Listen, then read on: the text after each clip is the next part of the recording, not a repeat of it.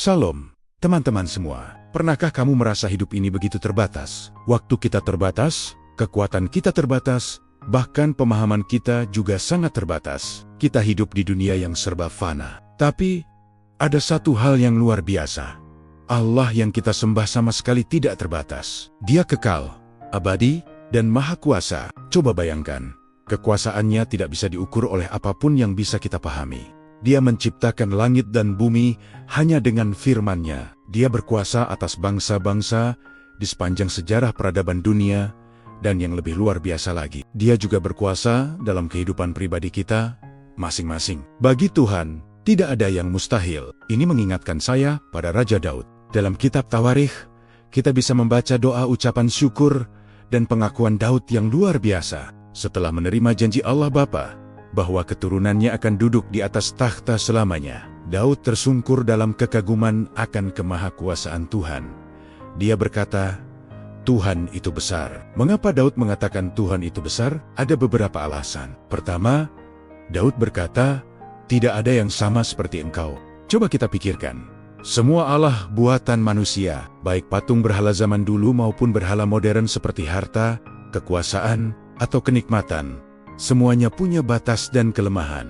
Tapi Allah kita, Allah Israel, tidak ada bandingannya. Dia unik, Dia sempurna. Kedua, Daud menegaskan, tidak ada Allah selain Engkau. Dalam dunia yang saat itu dan bahkan sampai sekarang penuh dengan berbagai macam Tuhan, Daud dengan lantang mengakui bahwa hanya ada satu Allah yang sejati. Ini adalah sebuah pengakuan iman yang sangat kuat. Daud tahu betul siapa Allah yang ia sembah, Allah yang hidup dan sejati.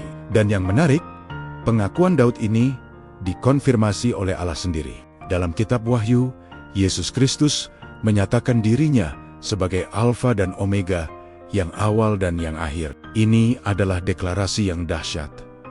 Dia adalah Allah yang kekal. Sebagai Alfa dan Omega, Dia ada sebelum segala sesuatu diciptakan, dan Dia akan tetap ada untuk selamanya, bahkan setelah dunia ini berakhir. Lalu, apa artinya ini bagi kita hari ini?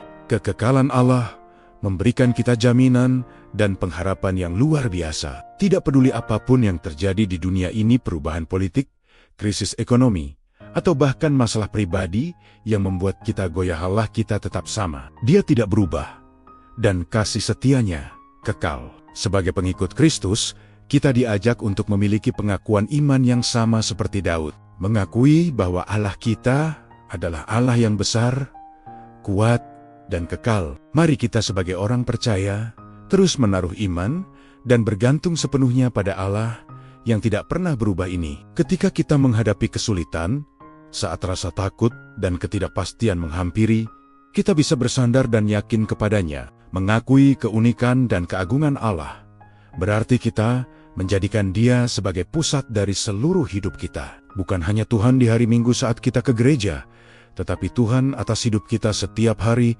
setiap jam, dan setiap detik. Dalam dunia yang penuh dengan kebingungan dan ketidakpastian ini, kita dipanggil untuk menjadi saksi tentang Allah yang kekal. Jika kita sungguh-sungguh percaya bahwa tidak ada yang seperti Dia, maka kita harus mengutamakan Dia di atas segalanya. Mari kita tutup dengan doa. Tuhan Yesus, Engkau adalah Allah yang maha besar dan kekal. Terima kasih, karena Engkau tidak pernah berubah dan selalu setia dalam hidup kami. Ajar kami untuk hidup dalam iman yang teguh, karena Engkaulah Alfa dan Omega, awal dan akhir dari segalanya dalam hidup kami. Dalam nama Yesus kami berdoa, amin. Terima kasih sudah menonton, Tuhan memberkati. Jangan lupa untuk subscribe ya.